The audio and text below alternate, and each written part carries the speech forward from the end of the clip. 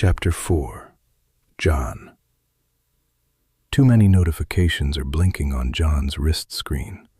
The usual number of medication updates, the usual overload of patients logged into the clinic. One alert takes priority, the call from Atlas, his super. Maybe Billy has been found, maybe he was never missing. With a rare surge of emotion, John presses talk. "This isn't about Billy," Atlas says. "Then what? And what are we to do about Billy's patients? We sent yesterday's away but didn't know what to tell them. The town can't afford to lose one person, especially not one important to him." "Billy's gone," Atlas says. "Forget about it. Whatever happened has nothing to do with you." "How can it not? I'm his medtech. He's my medtech. How can he be gone?" "If you don't stop repeating yourself, I'll text your PA." "Please, do that." He is surprised by the anger in his voice, because emotions are said to belong to the old time, a hazy, unreal time before the beginning. Today's workers don't vanish, and there is no old folks' farm. The town is complete and sustainable, zero population growth, zero loss. He finds himself in another old-fashioned condition, the unnatural state of grieving. "Listen up," Atlas says.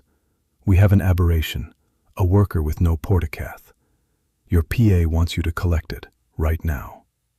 The idea of a worker with no portacath contributes to John's excess of emotion, anger, grief, and now irritation.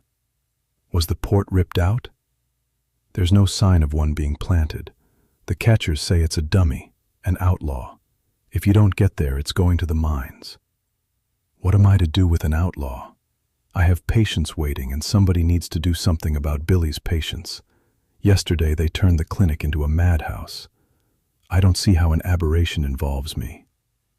Did you not hear the part where your PA ordered you to go? My PA? In person? Legend says pharma analysts are computer-generated. It may be true, because they're never seen. Text, dummy. You got a text too, are you not functioning? You have 30 minutes to get to Security Station 5. Get there, or else. John's wrist screen shows he is now overheating. Or else means the punishment drug. Another legend. If the punishment drug exists, the pharmacy in Circus 1 doesn't stock it. I can't get there in under 40. If they want him so badly, Atlas should offer a mocart. With a driver. Too much talking, Atlas says. We're done. John presses end and hurries past cubicles where medtechs are syncing data. Each yawns with a similar greeting. Servers slow again. Wake me when my screen rewrites.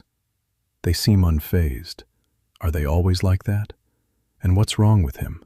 Angry about the server slowdown, irritated by the backlog of patients. Feeling this overwhelming sense of loss and wanting to talk about Billy.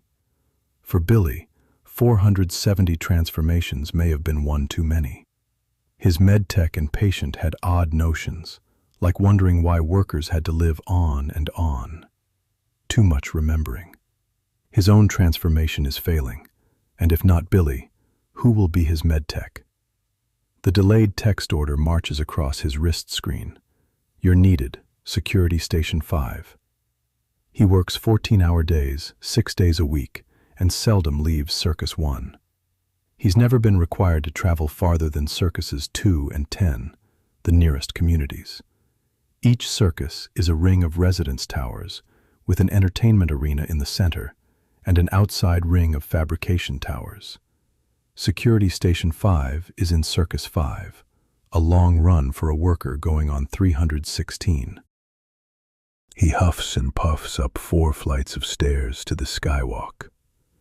Like spokes in wheels of old, skywalks run from the inner ring of residences to the fabrication towers. He prefers skywalks to subwalks. In the skywalks, gray light comes through the windows, though the windows are cracked and dirtier than he remembers.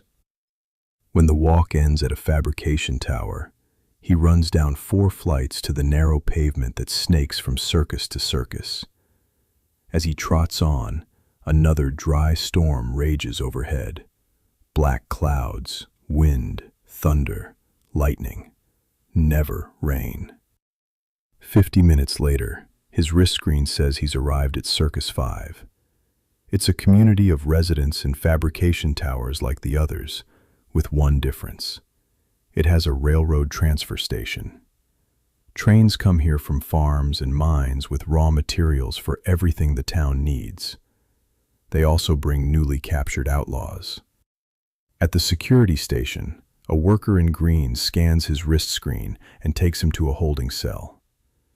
The aberration sits on the floor, a thin specimen wearing a brown robe and the smile of Vitamood, the leveler. The Circus 5 security super, as identifiable by his height and bulk as by his blue work suit and the bars on his shoulders, says, "Ah, you're here. Too bad. Too bad for the super, if it's true that security gets a reward for every outlaw sent to the mines." But with Billy offline and the clinic short-handed, John doesn't understand why his PA wants this outlaw, and why the duty to claim it falls to him. He has no choice.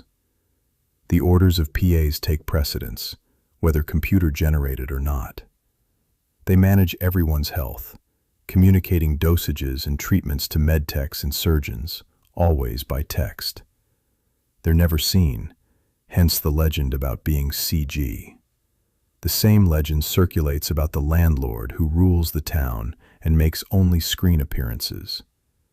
Workers don't care. Sustained, serious thought in transformed workers is impossible and not missed. Billy might be the next legend, the medtech who disappeared, and with this dummy, another. Outlaws among us. His PA's interest has spiked John's curiosity, accompanied by a sharp pain behind his eyes. The security super nods to the grinning fool huddled on the floor. Catchers say a couple of guards stole her from their batch of outlaws. They said security wants her, but Pharma has interfered. Her? John says. It's female. Female. Male. Those are archaic terms. He says, without data, how do you know? We looked, dummy. You touched? Touching is generally disagreeable, permitted and enjoyed only in entertainments. Security does many disagreeable tasks. This one talks, says its name is Dell, so you see why security and Pharma are interested. The super consults his wrist screen. We're looking for the 2 guards who took her from the catchers. I can't believe they're from Circus 5, because my workers don't screw up like that. I'd have dumped her back on the transport, but we got this order from your PA, saying you're to take her to your clinic. What am I to do with an outlaw? Maybe she's something else. She talks, dummy. Your PA is sending instructions. Instructions. Lovely. For transport, security has tied a chain to a steel bracelet on the outlaw's wrist. John pulls back her sleeve, sees the non-functional wrist screen and the absence of a port. The uncut flesh of her arm is a fascinating sight, almost obscene. He's never been close to an outlaw. This one looks healthy. He's glad she's contentedly dosed with Vitamood, and also glad she's tethered to a chain. He's been experiencing more disruption than his system can manage. He'd like a small dose of Vitamood for himself. What will he do without Billy?